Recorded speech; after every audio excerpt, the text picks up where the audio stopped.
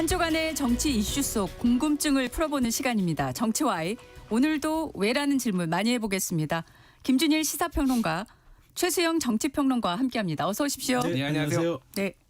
두 분께도 또 꼭 해야 될 질문. 추석 연휴 어떻게 보내셨는지, 민심은 어떻게 들으셨는지. 네. 어느 분부터? 저부터. 네, 아니 네. 저는 왜 연휴에 냉장고가 그렇게 많은 관심을 끌었는지 모르겠어요. 아니 각 집에도 냉장고 다 있는데 이 냉장고를부터 아니 이제 국민들이 냉부라는 말을 다 안 것 같아요. 냉부. 근데 저는 이 사안 자체가 사실 어찌 보면은 대통령의 예능 출연이라는 이 문제가 왜 이렇게까지 그 추석 밥상에 올라왔던가는 지금 약간 이런 것과 관련 있는 것 같아요. 제가 보기에 민심이라는 건 그 사실 추석 밥상머리 민심이라는 게 흔히 얘기하는 이제 장터 효과, 여러 사람들이 모여서 의견을 내는 건데 이게 이슈가 안 될 게 이슈가 된 건 뭐냐면 최근에 이제 여권의 상황과 좀 무관치 않은 것 같아요. 그러니까 여권 상황이 대통령실과 이재명 대통령과 정청래 대표가 약간 엇박자가 난다고 하면서 대통령의 예능 출연이 과연 그러면 이재명 대통령이 이야기하는 실용 협치 이런 것과 부합하느냐의 문제에 약간 괴리감이 생긴 거에 국민들이 반감을 보낸 거다. 그런 측면에서 어찌 보면은 사실 아무것도 아닐 수 있는 일회성 해프닝이었지만 이 사안 자체가 이제 인화성을 가진 이유는 대통령의 혹시 그 말이 이중성이 아닌가. 그러니까 늘 얘기하는 현장 중심의 이야기, 그다음에 대통령이 현장에 있어야 된다는 이야기들을 대통령이 어찌 보면 약간의 그 모순된 점들을 보였던 게 국민의 약간 감정을 건드리는 것 같은데 저는 이 이슈가 그렇게까지 커진 거는 여권에 별로 유리하지 않은 이슈라고 봐요. 어찌 됐건 이 사안 자체가 저는 추석 밥상머리에서 논란이 되었고 이 부분은 어찌 됐건 여진을 남기면서 하반기 정부까지도 저는 갈 수 있을 사안이라고 보고 이게 저는 어쨌든 추석 밥상머리에서 가장 그래도 저는 논란이 됐던 사안 중에 하나라고 봅니다. 제가 지난주에도 얘기했는데 별로 정치 얘기 안 해요. 그래서 제가 뭐 많이 만난 거 아니지만 얘기하면은 주로 관세 협상, 야 이거 경제 어떻게 되냐 이런 얘기도 하시고 주식 얘기 많이 하더라고요. 주식 얘기 많이 했습니다. 그러니까 뭐 이제 개인의 또 주식 투자하신 분들이 뭐 1,400만 명 이상이니까 주식 얘기 많이 하고 냉장고 얘기는 그 얘기나 물가가 많이 올라서 냉장고가 비었다. 같은 냉장고라도 다르네요. 네, 냉장고를 부탁해는 별로 관심 없어요 사람들. 네. 네, 알겠습니다. 질문이 제가 너무 컸나요? 그 민심을 놓고 분석을 하니까 이제 여야에서 다 반응을 내놨는데 너무 달라요. 왜 네. 이렇게 다른지 어떻게 보셨습니까? 뭐 민주당에서는 내란 청산 민생경제 회복 뭐 3대 개혁 완수 뭐 이런 거를 들었다라는 거잖아요. 그런 거에 말씀하시는 분들이 찾아가니까 그런 거 듣겠죠. 뭐 당연한 거 아닙니까? 민주당 네. 지지자들 중심으로 왜 네. 아직도 왜 제대로 내란에 가담한 사람들 처벌이 안 되냐 뭐 이런 얘기 한 거고 국민의힘은 뭐 물가 상승, 집값 폭등, 관세 협상 뭐 이런 얘기 이제 많이 했다라고 하는 건데 그것도 뭐 왜 제대로 못 싸우냐 뭐 그런 얘기 하시는 분들 찾아가니까 그런 거예요. 그래서 아전 인수가 좀 양당 다 좀 있는 것 같아요. 예, 본인이 보고 싶은 얘기만 보는 것 같은데 어쨌든 전체적인 거는 조금 나라가 좀 안정됐으면 좋겠다라는 말씀들을 많이 하세요. 너무 많이 싸우는 것 같다. 그래서 별로 쓸데없는 거 가지고. 쓸데없는 것 같고. 그러니까 저도 생각이 이거 뭐 내란 청산 민생경제 회복 3대 개혁 완수 이건 뭐 정치 고관여층들이나 이제 얘기하는 거지 진짜 그 현장의 민심은 이거와는 전혀 상관이 없어요.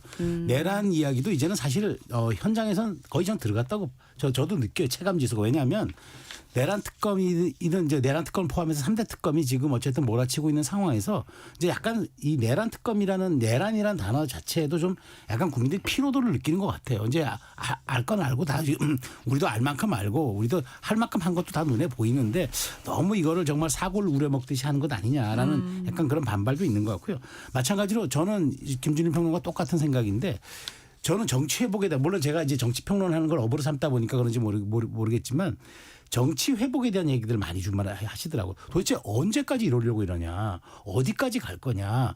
도대체 그러면 이 나라는 뭐 정치 빼면 뭐가 있냐. 이런 이제 그 약간 불만 섞인 토로가 많았고 실질적으로 지금 그 경제라든가 글로벌 현상들은 굉장히 급속도로 돌아가고 있고 체감 지수가 별로 안 좋은데 자꾸 정치가 발목을 잡는 것 아닌가. 특히나 이제 원론적인 이야기지만 정치가 물론 이제 갈등을 먹고 살지만 또 갈등이 에너지가 되기도 하는 건 또 일부분 있어요. 그렇지만 너무 이게 과도하다 보니까 이제는 좀 이 본연의 정치 회복을 통해서 여야가 협치까지는 몰라도 좀 그냥 소리 소문 없이 좀 조용히 우리가 이제 무의지치라고 하잖아요. 가장 좋은 것은 눈에 보이지 않는 것처럼 좀 그런 기능을 해야 되는 것 아닌가라는 얘기들을 가끔 듣는데 조금 이번에는 좀 많았던 것 같아요. 그래서 그런 부분들이 이제 국민들이 피로도를 느끼고 있는 것들을 여야 정치권이 어떻게 수렴해내느냐 이게 지금 중요한 어떤 그 변곡점에 온 것 같다는 생각이 듭니다. 그러면 수렴의 방식으로 지금 할 수 있는 게 민주당에서 또 국민의힘에서 뭐가 있을까요? 아이디어 차원에서라도 한번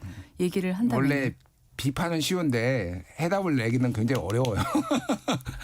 근데 저는 기본적으로 그러니까 내란 정당이다라고 이제 뭐 비판을 할 수는 있죠. 국민의힘의 책임론은 뭐 부인할 생각도 없고 문제가 있다라고 보지만은 모든 거를 대화를 안 하고 이를테면은 뭐 그런 식으로 이제 악수도 안 하고 뭐 이런 식으로 가는 게 맞느냐.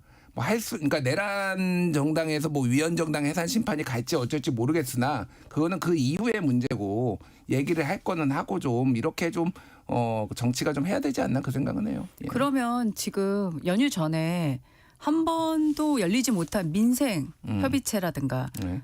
어제 장동혁 대표가 제안한 그 관세 협상 관련한 여야정 협의체라든가 이런 게 좀 그 정치의 복원 뭐 이것의 어떤 수단이 될 수 있을까요? 그러니까 관세 협상 여야정 협의체는 정부에서 조금 굉장히 좀 그러니까 난감해할 거예요. 왜 그러냐면 받아들이기 힘든 게 이게 굉장히 기밀을 요하는 부분도 있거든요. 그리고 협상에 이제 지렛대인데 야당을 믿을 수 있느냐? 사실 야당이 지금 저는 굉장히 잘못된 스탠스를 가지고 있다라고 보는데 뭐 여러 제가 수치는 말씀 안 드리겠지만은 정부가 지금 이 관세 협상과 관련해서는 국익을 지켜야 되고 미국의 이익에 이렇게 미국을 이익을 주는 방식으로 협상하면 안 된다라고 하는데 지금 야당은 대부분 그냥 정부만 비판을 하고 있거든요. 사실은 미국을 비판하는 거를 제가 본 적이 없습니다. 트럼프 행정부가 누가 뭐라고 해도 굉장히 무리한 요구를 하고 있고 지금 말도 안 되는 요구를 하고 있는데 그런 정도의 스탠스가 있지 않는 이상 이거를 그러면 어떻게 야당은 지금 이 상황에서 신뢰할 수 있느냐 그런 문제가 좀 있을 것 같아요. 근데 민생협의체 같은 경우에는 저는 가동이 돼야 된다라고 봅니다. 그거는 네. 뭐 기밀을 요하는 것도 아니고 야당의 주장이 어느 정도 합리적인 부분도 있기 때문에 충분히 가능하다고 봐요. 네. 저는 지금 정치 현상을 뭐 두 가지로 이제 좀 규정한다면 적대적 비토 정치하고 진영적 파당 정치가 지금 득세하고 있다. 근데 저는 이걸 간단하게 좀 그 양당 지도부가 돌파할 방법은 있어요. 뭐냐면 당심을 이제 좀 보지 말고 민심을 좀 봐달라. 그러니까 지금 자꾸 이제 이 두 당대표가 당심을 등에 업은 당대표들이라서 굉장히 이제 그 당심의 위주로 가고 있는데 어쨌든 민심을 보면은 민심은 지금 여기에 대해서 큰 관심이 없어요. 오늘 제가 어느 조간을 보니까 이제 그 정청래 대표의 이제 그 유튜브 구독자 수가 빠졌다. 이제 그게 이제 일종의 또 이 강성 지지층의 분화로 해석을 하던데 이 강성 지지층의 분화로만 자꾸 양당 지도부가 대표들이 보면 안 돼요. 그러니까 지금 가장 중요한 거는 당심과 민심이 굉장히 괴리 현상과 굉장한 이제 이 간극을 보이고 있다. 그러면 민심을 쫓아가면 됩니다. 근데 이게 이제 약간 뜬구름 잡는 얘기 같지만 간단한 게 지금 이 각 당이 어쨌든 여론조사 기능이 다 있잖아요. 돌려보면 알 거예요. 근데 그걸 알면서도 모르는 채 하는 건지 아니면은 정청래 대표 같은 경우에는 연말까지는 어찌되었건 개혁의 시간이라고 규정하고 자신들의 의제들을 밀어붙일 건지 이제 이런 것들이 남아있는데 저는 간단합니다. 지금 야당 서로가 협치할 건 협치를 지금 손을 잡을 건 잡으면 돼요. 일종의 지금 민생 법안 지금 국민의힘도 고민하는 것 같은데 우리가 비쟁점 법안들 이번에 합의 처리하자. 합의 처리하면 됩니다. 그런데 이제 여기에 조금 들어가죠. 필리버스터를 어디까지 가야 되나 뭐 이런 것들이 있는데 저는 그런 약간의 기능적인 것들을 버리고 저는 어쨌든 아까 조금 전에 말씀드린 것처럼 적대적 비토 정치에서 일단 양당 지도부가 여기에서만 한 발 빼자라고 그것만 합의해줘도 저는 굉장히 큰 진전이 될 것 같은데 할 생각이 없는 건지 아니면 말하자면 지금 동력이 지금 시기가 아니라고 생각하는 건지 사실 그건 잘 모르겠습니다. 네. 그 박수현 수석 대변인도 지금 국감 중에 본회의 열자. 그래서 별 이견이 없는 비쟁점 법안들은 하자 이렇게 얘기하고 있잖아요. 이 가능성은 어떻게 보세요? 다 필리버스터 하는 거 아닌가요? 국힘이? 고민을 하고 있대요. 그러니까 할지 말지는 고민하고 있다는 얘기는 들었어요. 그러니까 뭐 69개 법안을 뭐 필리버스터를 한 해 만에 뭐 이렇게 얘기를 하고 있는데 사실 저도 물론 필요한 법안에 대해서는 통과를 시키고 본회의 이게 국감이 워낙 빡빡하기 때문에 그게 가능할지는 모르겠으나 뭐 그게 나쁘지 않다고 봐요. 뭐 그 합의만 되면은. 근데 사실 지금 감정의 골이 굉장히 패여 있기 때문에 뭐 웬만한 법안들은 다 필리버스터 하겠다라는 거잖아요. 그러니까 오죽하면 지난주에 우리도 뭐 지난주였군요. 얘기했지만은 뭐 필리버스터를 단축시키는 법안까지 지금 그러니까요. 민주당이 고려할 정도로 네네. 이런 상황이라서 그러니까 뭐 어쨌든 이 뭔가 상호 신뢰를 회복하는 방안은 어쨌든 힘이 있는 쪽에 저는 손을 먼저 내미는 게 맞다고 봅니다. 예, 그거는 여당이 더 힘이 있어요. 이게 지금 상황에서 다수석이고 집권 여당이고 하기 때문에 내란 극복은 내란 극복대로 하고 정치 복원은 정치 복원대로 하고 좀 투트랙에 좀 시그널이 나와야 되지 않나 그 생각을 합니다. 근데 진짜 민주당은 유권자 이동성이라는 거에 대해서 조금 지금 고민할 시점이 왔어요. 유권자들이 정말 그 스윙하는 것들이 지금 그 빠르게 오거든요. 이제 내년 지선에 정말 저는 민주당이 어느 정도의 이제 스탠스를 좀 변화하는 타이밍을 잡을지 모르겠는데 중요한 거는 지금 어찌되었건 저는 양당 모두 자체 교정력을 얼마큼 발휘할 수 있느냐가 저는 관건이 될 거라고 보는데 국민의힘이 절대 제가 보기에 필리버스터 어려울 거예요. 비쟁점 법안들은. 그건 왜냐하면 민생 제가 법안을 다 열거하지는 않겠지만 굉장히 보면은 지금 시급한 법안들이 좀 있어요. 근데 네. 그런 것들에 대해서 필리버스터는 한다. 물론 이제 하루를 지나서 통과는 되는 거지만 그렇게 하게 되면 오히려 저는 민주당이 명분을 준다라는 거기 때문에 국민의힘도 아마 대단히 비쟁점 법안들은 선별 처리할 거예요. 근데 똑같은 거지만 민주당도 필리버스터를 강제로 종료시키는 거 그 법안 절대 하면 안 됩니다. 그러니까 저는 지금 양당 모두 추석 밥상 민심들 좀 알면서 눈치 보기를 하고 있다. 그러니까 국민의힘은 어디까지 필리버스터를 할 건지를 지금 고민하고 있고 네. 민주당은 자꾸 이제 협박을 하는 거죠. 너희들 이러면 우리가 그 법안 통과시켜서 못하게 할 거야 하는데 그거는 가능하지도 또 바람직하지도 않아요. 그렇기 때문에 지금 양당 모두 이 간극에서 얼마큼 이제 조금 좁혀나가는 정치력을 보여주느냐가 국민들 평가의 전 잣대가 될 거라고 봅니다. 네. 장외 투쟁을 국민의힘이 추석 연휴 전에는 했는데 연휴 후에는 멈춘다고는 했거든요.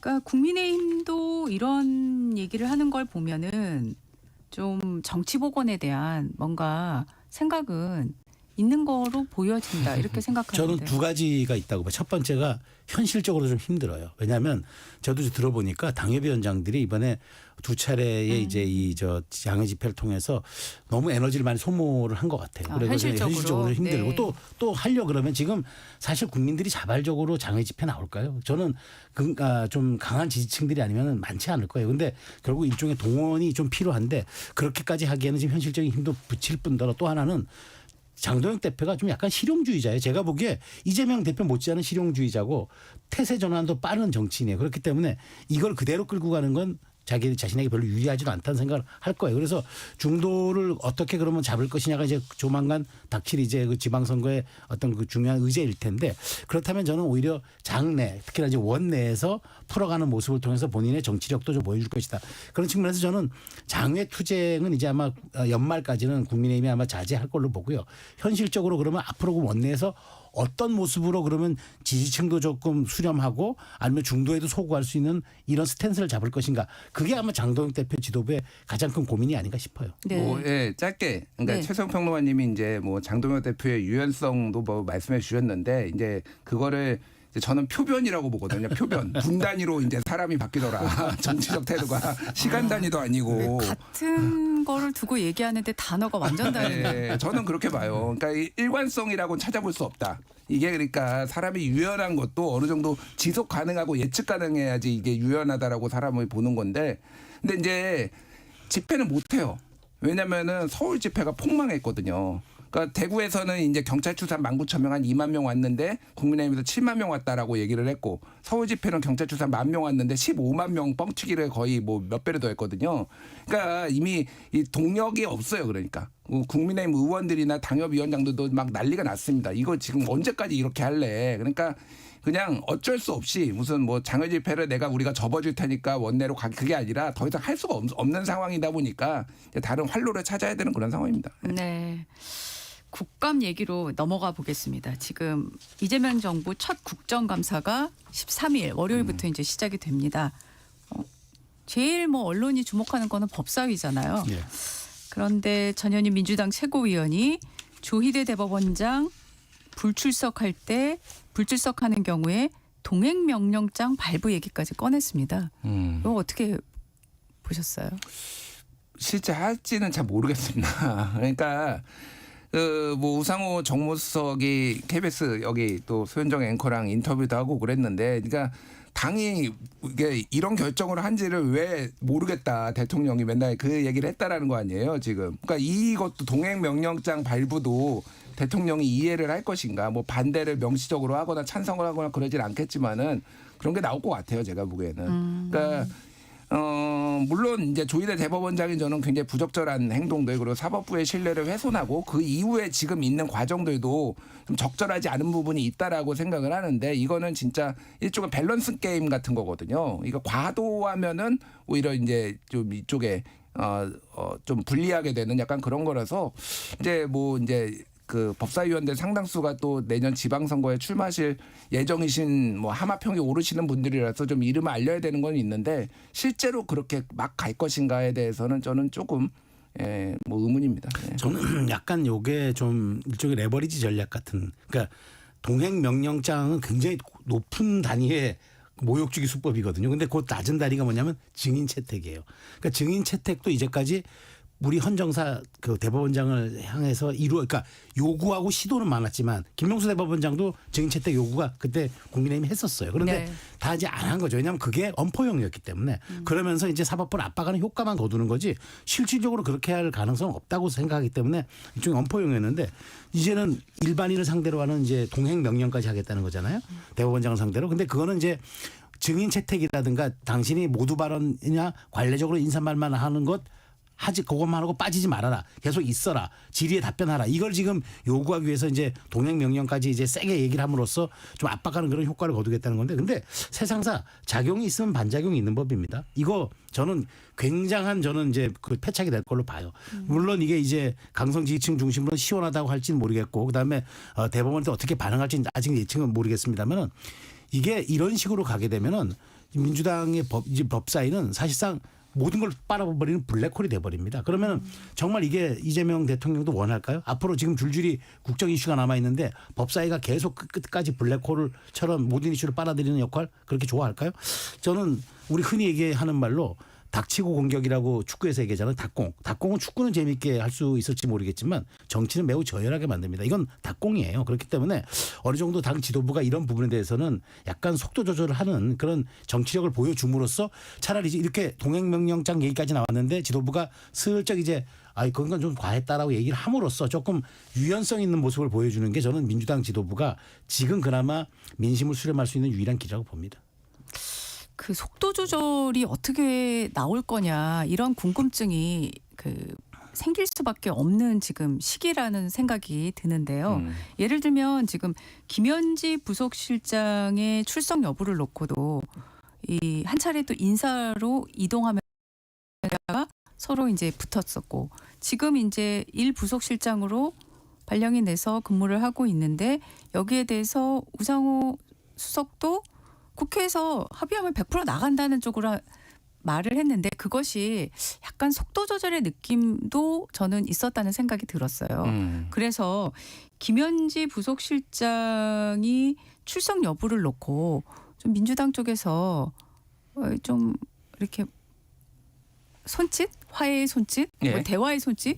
내놓을 수 있지 않을까요? 그러니까 뭐 정무수석께서 정무적인 판단을 해가지고 나간다라고 얘기를 한 거잖아요. 그러니까 일단 뭐 야당의 화해 손짓도 뭐 그런 측면도 있지만은, 안 나가면 5년 내내 시달릴 거 아니에요. 도대체 김현지가 뭐냐, 최근에 시민사회 단체에서 김현지 부속실장 고발했더라고요. 근데 그 고발 이유가 너무 웃기더라고요. 이 나이와 학력을 몰라. 너 나이 몇 살이야? 모르겠는데 너 고발. 뭐 이렇게 된 거잖아요. 그러니까 과잉이다 진짜로. 뭐 어느 정도 알려졌잖아요. 그러니까 75년생에 뭐 상명여대 93학번에 어느 정도 다 박원석 전 의원이 이제 네. 이재명 변호사한테 98년에 추천했다까지 다 알려졌는데, 물론 이제 이 정도 권력을 가진 사람이 상대적으로 조금 알려지지 않은 게 많은 거는 사실이지만은, 이걸 가지고 이렇게 난리를 칠 일인가? 그러니까 뭐 정무수석이 판단하기에는 한겨레 인터뷰도 그렇고 100%다. 그러니까. 이거는 빨리 털어야 된다라고 보는 거고, 말씀하신 대로 야당이 저렇게 요구를 하는데 그럼 뭐 들어주지. 뭐 이런 측면도 있다고 봐요. 그러니까 이게 네. 뭐 무슨 뭐 대화 화해 물꼬다라고 보기는 어렵지만은 어쨌든 뭐 이거는 털고 가는 게 맞죠. 네. 예, 예. 근데 민주당에서 벌써 한 자락 깔잖아요. 그 뭐냐면 일 부속실장이 출석할 이유가 있다면 우리는 출석을 하는 걸 검토한다는 얘기인데 일 부속실장이 출석할 이유가 없죠. 왜냐하면 대통령 비공개 회담도 배석해야 되죠. 그다음에 일정 관리는 시시각각 변하기 때문에 부속실장이 처리하지 않으면 안 돼요. 근데 하루 한 10시간 이상 뭐 거의 한나절을 국회에 있는다? 그러니까 이제 명분이 그러니까 이게 처음부터 이거는 명분이 없는 거를 잘못 건드리는 사안이에요. 그러니까 총무비서관 때 출석을 하겠다라고 했다가 인사가 나서 못했으면 아무 문제가 없었을 텐데 총무비서관 때도 못하겠다고 하다 보니까 문제가 벌어진 거거든요. 저는 이제 이 바브라 스트라이샌드라는 이제 가수가 옛날에 있었어요. 그 바브라 스트라이샌드 효과라는 게 있습니다. 그게 뭐냐면 그 가수가 아주 대저택을 갖고 있었는데 이걸 인터넷 언론이 취재를 했어요. 그래서 이제 그게 공개가 되니까 자기 불편하다고 이 사진을 빼달라고 요구하는 게 기사가 됐어요. 네. 그러다 보니까 이 저택이 알려지면서 가장 많은 관심을 오히려 더 끌게 됐거든요. 그래서 이제 그때부터 잘못 이슈를 건드리는 관리하는 거를 이제 스트라이샌드 효과라는 이제 그 사회학 용어가 붙었는데 저는 그것이라고 봐요. 총무비서관 때 그냥 하겠다고 했다가 인사가 나서 못해서 못하겠다고 하면 그만이었던 사안을 그때 총무비서관 때도 과하게 이거 못합니다 하다가 슬쩍 인사를 해서 이걸 바꿔버리니까 국민들이 이거 뭐가 있는 것 아니냐라고 의심을 하게 된 거고 야당의 공격에 빌미를 준 거예요. 그러니까 저는 이거는 전형적인 이거는 이제 잘못 이슈를 다루는 태도가 문제가 된 사안이기 때문에 저는 이제 이 부분에 대해서는 야당은 공격하고 민주당은 아마 출석을 할 이유가 없다는 이유로 이제 안 나갈 겁니다. 근데 그렇게 잦아들겠죠. 그렇지만 저는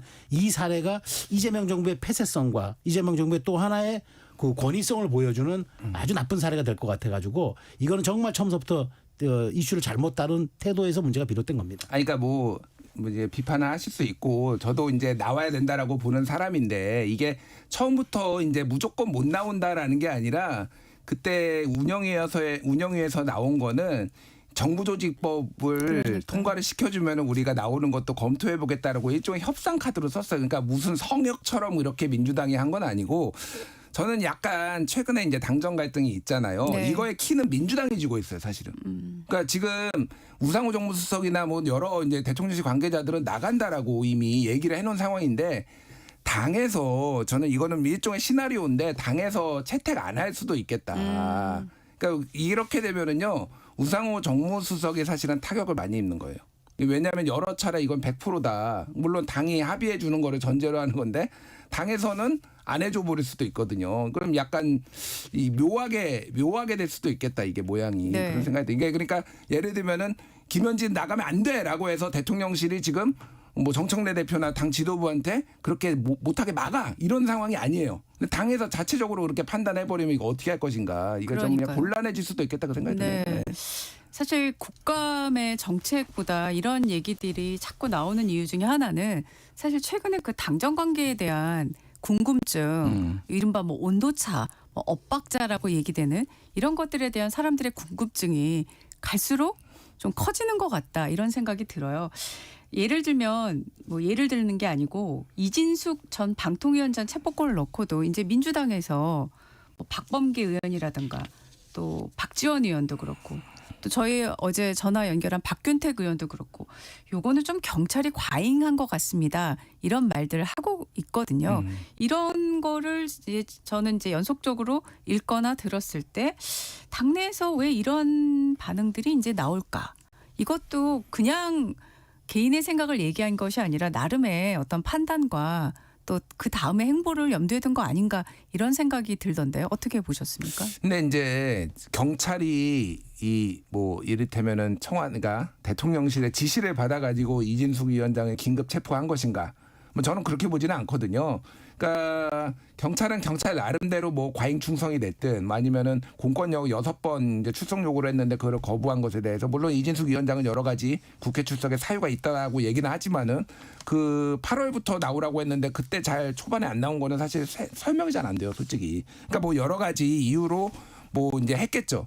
그러니까 저는 이거를 굳이 당정 갈등으로 볼 필요는 없다라고 봅니다. 그러니까 실제로 뭐 추석 밥상머리에 이진숙 위원장이 올라간 것도 사실이고 이진숙 위원장이 너 지난주 우리 얘기했잖아. 너무 신나하는 표정. 제가 해석하기로는 네. 그러면서 뭐 정청래가 시키느냐 뭐 이재명이 시키느냐 개딸이 시키느냐 하면서 이렇게 막 흔드는 막 이런 모습이 이게 굉장히 정무적으로 안 좋은 판단이었다. 뭐 이렇게 보시는 분들이 이렇게 비판을 하는 걸 수도 있거든요. 그래서 뭐 이거를 뭐 당정 갈등으로 확대 해석할 필요는 저는 없다라고 개인적으로 보고요. 어쨌든 좀 이 우상호 정무수석 계속 얘기하듯이 뉴노멀이다 지금. 네. 예, 다양한 현상들이 벌어져도 놀랍지 않다. 저는 그렇게 봅니다. 근데 그렇기에는 지금 이 사안이 갖고 있는 그 휘발성이 너무 커요. 근데 이제 이런 거죠. 그러니까 우상호 수석이 얘기하는 건 전 이해가 돼요. 왜냐하면 지금 대통령실 입장에서는 대통령이 순방을 가도 법사위, 뭐 관세 협상을 해도 법사위, 그도 아니면 이진숙 뭐 이렇게 나와버리면 정말 당황스럽잖아요. 근데 사실 이진숙 거는 이제 당화가는 약간 별개 거리긴 하죠. 네. 그런데 이제 이렇게까지 가버리면 대통령이 보이지 않고 오히려 그러니까 여당만 보이는 이 꼴이 되는데, 근데 저는 여기에서 일부 여당 의원들이 이렇게 약간 새로운 신호를 보내는 거는 이거는 좀 주목할 필요가 있다고 봅니다. 그러니까 제가 아까 좀 전에 말씀드린 대로 유튜브의 숫자, 이 정청래 그 유튜브의 숫자가 좀 빠지는 것과 당에서 이렇게 얘기를 하는 것은 이게 지금 속도 조절이 안 되고 나면은 이게 굉장히 우리한테 부담이 될 뿐더러 이재명 정부가 골든타임 6개월 다 허비할 수가 있다는 위기감이 있는 것 같아요. 조선조 역사를 보더라도요. 개혁을 굉장히 추진했던 뭐 김옥균, 그다음에 그 조광조 이런 사람들이 그 개혁에 실패한 게 명분이 없어서가 아닙니다. 속도 조절이 실패했고 오만했기 때문이에요. 그러니까 그런 역사의 법칙들을 배울 필요가 있는데 그런 과정을 지금 약간 또 박범계 의원 이런 좀 약간 뭐랄까요. 그 과거에는 강성 발언으로 굉장히 이제 주목을 받았던 이런 분들이 이렇게 얘기를 하는 거는 지금 이게 너무 말하자면 당이 앞만 보고 뛰다 보면 돌불에 걸려 넘어질 수도 있다. 그리고 특히나 이제 대통령실이 지금 어찌됐건 이렇게 강하게 팬덤으로 집권한 대통령이 초반에 이렇게 사실 의제 설정력을 강하게 주도권을 잡지 못하고 하는 경우도 이거 굉장히 드문 현상이기 때문에 이런 부분들을 얼만큼 정확하게 조율해내느냐가 관건인데 대통령실은 분명히 우려하고 있는 것 같고요. 당에서도 일부 이런 얘기들이 나오는 거는 정 대표가 어떻게 받아들일지 이게 좀 지켜봐야 될 대목이라고 저는 생각합니다. 네. 정 대표가 어떻게 나올지 지켜봐야 하는 대목이라고 얘기하셔서 짧게 또 메시지를 연휴 때 정 대표도 올리셨잖아요. 잊지 말자. 네. 잊지 말자 시리즈. 옛날 잊지 말자 유교 같은 느낌이에요. 네. 방공구인 줄 알았어요. 예.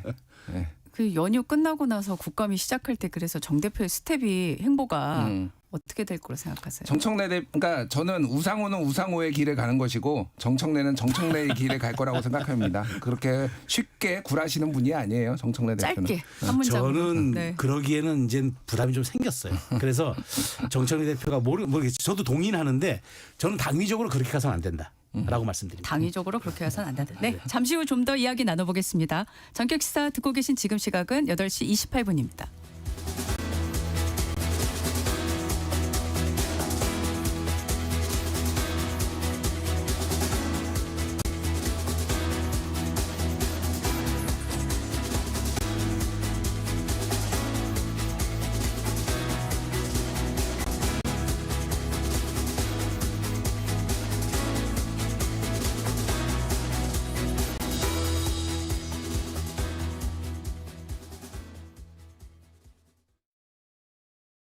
잠시 후 8시 반부터 일부 지역국에서는 해당 지역 방송을 보내드립니다. 워렌 버핏은 가치 투자, 필립 피셔는 성장주 투자, 피터 린치는 장기 투자. 방법은 달라도 목표는 하나. 성기영의 경제쇼가 성공의 길로 안내합니다. 깊이 있게, 명쾌하게, 지금 이 시대 경제에 관한 모든 것을 알려드립니다. 평일 오후 4시 5분 성기영의 경제쇼와 함께하십시오.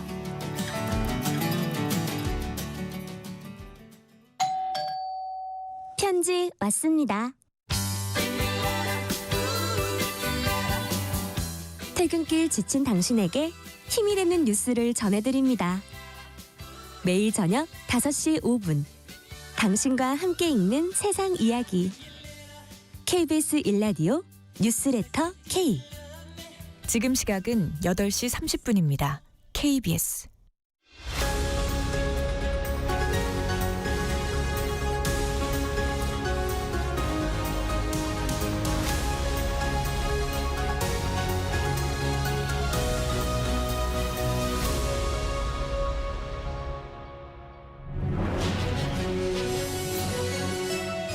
네, 정치와의 이어가겠습니다. 앞서 저희가 얘기를 했던 부분이 지금 추석 연휴가 끝난 다음에 지금 이른바 당정 간의 엇박자, 온도차라고 하는 부분이 이게 어떻게 흘러갈 것이냐 네. 이런 얘기를 잠깐 하다가 말았어요. 네. 일단 김준일 평론가께서는 이 엇박자, 온도차라는 게 이렇게 수렴의 과정으로 갈 거로 보십니까? 아니면은 그대로 평행선을 달릴 거라고 보십니까? 어떻게 보십니까? 뭐 약간의 이제 워낙 이게 이슈가 되고 언론에도 많이 나오고 뭐 그러다 보니까 조금은 좀 더 확전 소위 말하는 이런 거를 자제를 할 수는 있겠지만 기본적으로 저는 평행선을 달릴 가능성이 매우 높다 이렇게 보는 이유가 이런 상황은 결국은 지금 이재명 대통령 그러니까 이재명 대표 민주당 대표가 어느 정도 자초한 거고 이런 상황을 노정했다 저는 그렇게 봐요. 그러니까 두 가지가 있는데 하나는 역대 이제 대통령이 되고 나서 당 대표 선출을 위한 전당대회가 이렇게 빨리 열린 적이 없어요. 왜 그러냐면 기본적으로 과거의 민주당의 후보들 뭐 국민의힘도 마찬가지인데 당 대표하고 대선 후보는 분리가 됐어요. 다. 그러니까 당 대표가 그래서 좀 이렇게 안정적으로 운영하는 사람들 이런 사람들이 많이 됐었거든요. 대표적인 게 이제 박근혜 대통령 때 황우여 대표. 뭐 이런 분들은 진짜 황우여 대표였는지도 모르시는 분들이 많아요. 그때 당 대표 존재감. 그러니까 대통령의 시간이니까 황우여는 이제 쫙 이제 서포트를 해주는 이런 식이 있는데 바로 당 대표직을 내려놓을 수밖에 없잖아요. 대선 후보였고 당 대표였으니까. 그러니까 전당대회가 취임 2달 만에 열렸잖아요. 그러니까 이 당 대표가 게다가 정치적 야심이 큰 이런 사람이다 보면은 이게 이제 이렇게 노이즈가 생길 수밖에 없는 거고 또 하나는 이게 민주당의 어떤 근본적인 지금 제도적 설계 문제인데 하나는 당원들한테 계속 너무 많은 권한을 주고 있다. 그러니까 너무 많은 게 어디까지가 너무 많은 것이냐라는 건데 기본적으로 어느 정도 저는 선을 그을 필요가 있다라고 보는데 대표적인 사례가 예를 들면 국회의장을 뽑는데 예전에 우원식 국회의장하고 추미애 이제 국회의장 후보 2명이 나왔을 때 추미애가 당원들이 추미애를 원했는데 우원식이 되니까 막 그때 탈당하고 난리였어요. 그러니까 이재명 당대표가 그러면은 앞으로 당원들도 국회의장 뽑을 권리를 줄게 이렇게 했거든요. 20% 당내 경선에서 20%를 줍니다. 저는 이거 되게 강력하게 비판한 게 국회의장은 국회에서 뽑도록 법이 돼 있어요. 아무리 이게 내부 경선이라고 하더라도 이런 식으로 그런 거는 설득을 했었어야 돼. 그러면 이거는 아니다. 이거는 아니지만은 내가 다른 방식으로 당원 주권을 강화하겠다는데 이런 식으로 무제한으로 계속 당원들한테 권한을 주다 보니까 지금은 대통령의 눈치보다 당원들 눈치를 더 많이 보고 당원들이 그러니까 박지원 의원이 예를 들면은 우상호 정무수석이 얘기를 하니까 페이스북에 이거 썼잖아요. 네. 그런 거는 카톡에서나 할 얘기지. 왜 그럴까요? 국회의장 지금 나오시려고 하니까 그런 거예요. 그러니까 지금 왜냐하면 20%의 지금 당원들의 투표가 있기 때문에 뭐 조정식 의원, 김태년 의원 뭐 이런 분들이 지금 하마평에 오르고 있잖아요. 그러니까 지금 당이 그렇게 될 수밖에 없는 이거를 설계를 한 사람이 누구냐. 그게 이제 사실은 이재명 당대표였다라는 거예요. 그래서 이재명을 벤치마킹한 게 정청래고 정청래 법사위원장은 벤치마킹하는 게 추미애다 지금.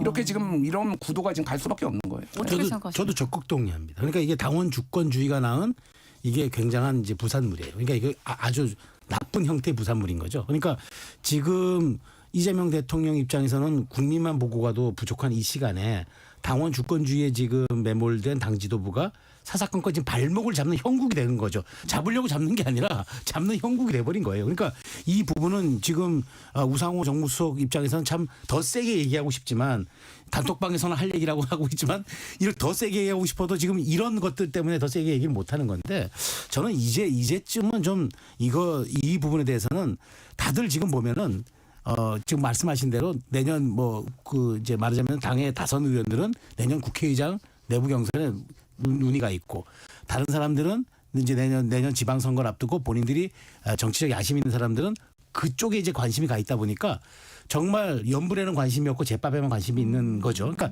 정치의 본령이 뭡니까? 갈등을 조정하는 행위여야 되는데 갈등을 조장하고 있잖아요. 그런 측면에서 당원 주권주의는 굉장히 말하자면은 좀 양날의 칼이다. 그런데 지금 이 시기에 당원 주권주의만 계속 얘기하는 정 대표와 그 주변에 있는 사람들이 결국 지금 이렇게 되면 대통령의 시간을 잠식할 수밖에 없기 때문에 이 부분을 저는 어떤 식으로든 풀 사람도 이재명 대통령뿐이에요. 그러니까 비밀리라기보다는 따로 불러서 비공개를 통해서 좀 솔직하게 정 대표 허심탄회한 얘기를 통해서 뭔가 얘기를 하든지 해야지 대통령도 지금 보면은 처음에 갖고 있던 여유가 사라지고 언사도 매우 거칠어지고 있거든요.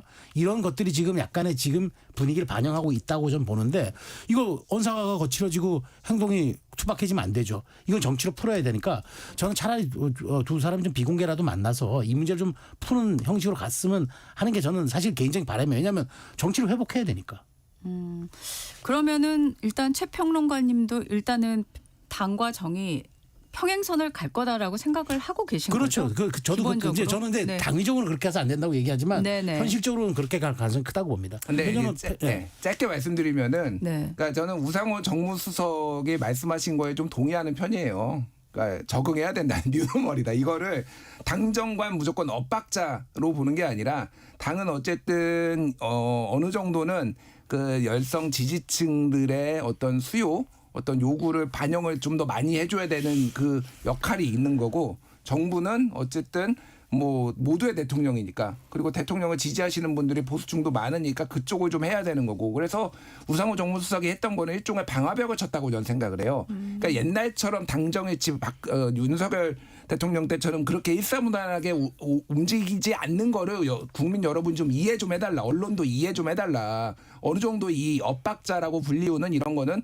불가피하다라고 설명을 한 것이고 그러니까 당무 개입 그럼 윤석열 대통령처럼 당무 개입해가지고 다 찍어 누르면 그럼 이 문제가 해결되는 것인가 그게 바람직한 것인가에 대해서도 우리가 생각을 해봐야 되는 거죠. 그래서 어느 정도는 저는 우상호 정무수석이 했던 그 뉴노멀을 우리가 이해를 해야 된다 그 생각을 합니다. 아니 근데 아무리 그렇게 하더라도 저는 그렇게 봐요. 그러니까 지금 자꾸 이제 그 여당과 온도차가 있느냐 대통령실과 여당과 온도차가 있느냐라고 자꾸 이제 우리는 얘기하는데 이재명 대통령 입장에서는 여당과의 온도차가 아니라 민심과의 온도차가 있느냐를 이걸 고민해야 되는 지금 위치에 있는 분이잖아요.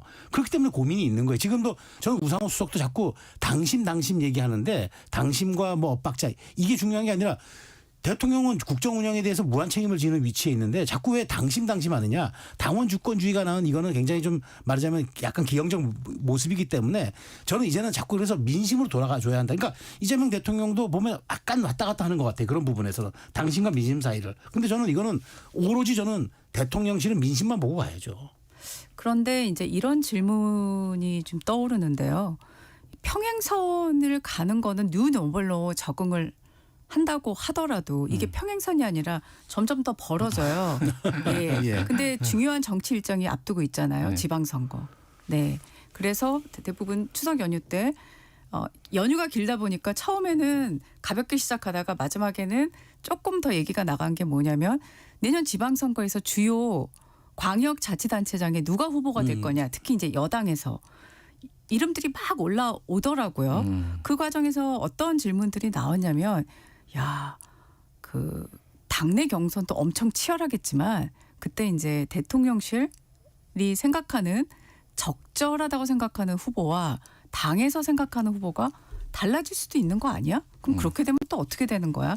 그러면서 이제 어떤 얘기가 나오냐면 이른바 당내 경선에서는 1위를 차지했어요. 근데 실제 본선에서 지방선거 자체에서는 또 경쟁력이 떨어질 수 있는 사람이 또 될 수도 있는데 이런 상황까지 가게 되면 뉴노멀에 적응하는 그런 차원으로 그 접근하는 게 대통령실로도 여유가 없는 거 아니냐 이런 얘기도 있거든요. 뭐 말씀하신 게 진짜로 아마 큰 화두가 될 거예요. 이미 정청래 대표는 웬만하면 다 경선 붙이겠다 지금 그렇게 한 거잖아요. 그 얘기인즉슨 사실 어느 선거도 그렇게 한 적은 없어요. 그러니까 어느 정도 그러니까 집권 여당일 때는 대통령실하고 조율도 합니다. 그게 뭐 적절하니 안 하니를 떠나가지고 조율도 하고 당대표도 어느 정도 경쟁력이나 이런 거를 고려를 해가지고 여러 가지 정무적 판단을 하는 건데 지금 정청래 대표는 본인이 믿을 거는 당원밖에 없다라고 보고 당원 주권주의를 더 확대하겠다라고 하니 다 붙이겠다고 하면은 여러 가지 문제가 노정이 될 것이다 앞으로. 뭐 말씀하신 대로 당원들한테는 인기가 있는데 경쟁력은 중도 확장성은 없는 사람이 됐을 경우에 이거 선거 지면 어떻게 할 것인가. 그래서 굉장히 그 우상호 정무수석을 포함해서 굉장히 큰 막중한 책임이 제가 지금 지어졌다 그 생각이 들어요. 그러니까 저는 이제 이런 정치권의 법칙이 있어요. 그러니까 당내 경선은 지지자들의 최대 동원이 관건이지만 본선은 관전자들의 최대 참여가 관건이다. 그런 정확한 이거는 정확합니다. 그러니까 중도 확장이에요. 결국 본선에 가면은 팔짱 끼고 있는 중도를 얼마큼 끌어들이냐가 관건인데 근데 지지자들의 최대 인기를 얻는 사람이 과연 그럴 수 있을까요? 근데 이 지점에서 이제 여권의 딜레마가 있는 거예요. 경기도는 그럼에도 불구하고 저는 이길 가능성이 높다고 봐요. 왜냐하면 양당 구도이기 때문에. 경기도는 유권자 지형이라든가 진보 블록이 완전히 공고화되어 있는 4050 중심이기 때문에 저는 가능성이 있다고 보는데 문제는 서울시장이에요. 근데 여권 입장에서는 다른 데 다 이겼어요. 근데 서울시장 졌어요. 그럼 지선 진 거예요. 이제 이게 상징성 있는 부분인데 지금 여권의 고민이 서울시장에 있는 거란 말이에요. 서울시장에서 지지자들의 최대 동원을 한 사람이 된다? 그럼 중도 확장이 안 되는 거예요. 그러다 보니까 지금 김민석 징발론서부터 비서실장 차출설 지금 뭐 이게 온갖 시나리오가 나오는 이유가 바로 여기에 있는 거예요. 야권 입장에서는 편하죠. 오세훈이라는 에펠탑 효과를 딱 누리고 있는 사람이 하나 버티고 있으니까 일단 여권 이내에 어떻게 하는지 보자. 더더군다나 서울은 약간 지난번 대선 결과도 나타났지만 5대5에 가까운 지금 유권자 지형을 보이고 있기 때문에 여권 입장에서는 이거 지면은 경기도 갖고 와도 소용없고 부산 갖고 와도 소용없는 거예요. 그러니까 지금 딜레마에 빠져 있는데 이 제가 말한 요 간극을 어떻게 여권 내부가 이걸 극복해낼 카드를 꺼내느냐. 저는 이게 관건인데 서울시장 쉽지 않아 보여요. 그래서 그러니까 저도 뭐 동의는 하는데 딱 하나 동의가 안 되는 부분 하나는 경기도도 민주당 쉽지 않습니다. 아, 그래요? 네, 상대적으로 서울보다는 쉽지만은 뭐 예를 들면요. 뭐 유승민 전 의원 뭐 이런 분들 나왔을 때 정말로 승리를 민주당에서 가장 강성 당원들이 지지하시는 분들이 나왔을 때 정말로 승리를 다 할 수가 있느냐? 그러니까 장동혁 대표가 유연하다고 하잖아요. 그럼 유연하면은 본인이 지방선거 승리를 위해서 그런 한동훈만 빼고 누구라도 공천할 수 있다고 봐요. 저는. 일종의 전략적 허용. 전략적 허용이죠. 그 정도는 해야 된다라고 판단이 들면은 그렇게 만만하게 볼 일이 아니다. 제가 보기에는 경기도까지 그렇게 보시는구나. 저는 좀 만만치 않다고 봐요. 처음 들었습니다. 지금 들은 하신 말씀은 알겠습니다. 저 시간이 어느덧 또 그러게요. 많지 않아서 이 지금 특검 수사 얘기로 좀 마무리를 해야 될 것 같습니다. 어제 이제 박성재 전 법무부 장관에 대해서 구속영장 청구를 했는데 두 분 예상하셨습니까? 저는 예상했어요. 네. 뭐 시점이 이거인 거는 네. 몰랐지만 어쨌든 예상은 했죠. 저는 이제 이게 오히려 이제 마무리 수순 같은 느낌이 들어요. 박성재 법무장관의 네. 구속 기소가 이제 어느 정도 이제 내란 특검에 대해서는 이제 그 페이드아웃 국면으로 간다. 왜냐하면 이분이 어찌 보면 마지막에 이제 여기 수사를 받는다는 거는 이제 이건 거의 이제 그 종점을 찍는 경우로 저는 해석을 하는 거죠. 네. 김준일 평론가께서는 어떻게 보십니까? 아니, 저도 뭐 비슷한 생각이고, 그러니까 지금 뭐 내란과 관련해서 수사가 안 된 부분이 있는데 가장 이제 핵심적인 게 저는 사인회동. 안가 사윤회동 부분이 지금 제대로 수사가 안 됐는데 박성재 법무부 장관은 양쪽에 다 걸쳐 있거든요. 그러니까 뭐 이상민 전 행안부 장관은 이미 이제 재판을 받고 있고 그렇기 때문에 그 사인회동을 규명하는데 좀 핵심 키맨이다 이렇게 보는 것 같아요. 그래서 어쨌든 그게 제대로 수사조차 안 되면은 아마 국민들이 특히 이제 민주당 지지자들이 납득하지 못하기 때문에 박성재 일단 구속을 하고 그 다음에 거기까지 수사를 하고 어느 정도 정리하는 쪽으로 지금 가지 않을까 그렇게 봅니다. 네. 김건희 여사에 대한 재판이 이제 본격적으로 시작이 되고 있습니다. 요게 또 정치적으로 휘발성 있는 요인들이 있지 그렇죠. 않습니까? 네. 예? 당장에 이제 증인 채택을 두고도 여러 가지 예상들이 나오고 또 저희 프로그램에 나왔던 이준석 대표도 내용 보고 필요하다 생각하면 나가겠다 뭐 이런 얘기도 하셨고요. 네. 요거는 어떻게 전개될 걸로 짧게 좀 저는 김건희 특검은 어쨌든 내년 지방선거까지 여권에서 계속 끌고 갈 거예요. 왜냐하면 이게 국민 감정의 영린을 건드리는 감정선의 문제이기 때문에 오히려 사실 팩트보다도 이 부분을 더 강조할 것 같아요. 네. 짧게. 네. 아니 김건희 특검은 할 게 많아요. 지금 아직 뭐 버려놓은 거 다 수습이나 가능할까 사실 그 생각이 들어서 네네네. 정치인들 뭐 참고인이든 증인이든 뭐 나와가지고 조사받는 게 전혀 이상하지 않겠다. 말씀하신 대로 이거는 꽤 오래가 저는 한 5년에도 되겠다. 김건희 특검은. 알겠습니다. 네, 지금까지 김준일 시사평론가 최수영 정치평론가와 함께했습니다. 고맙습니다. 감사합니다. 감사합니다. 이어서 날씨 정보 전해드립니다.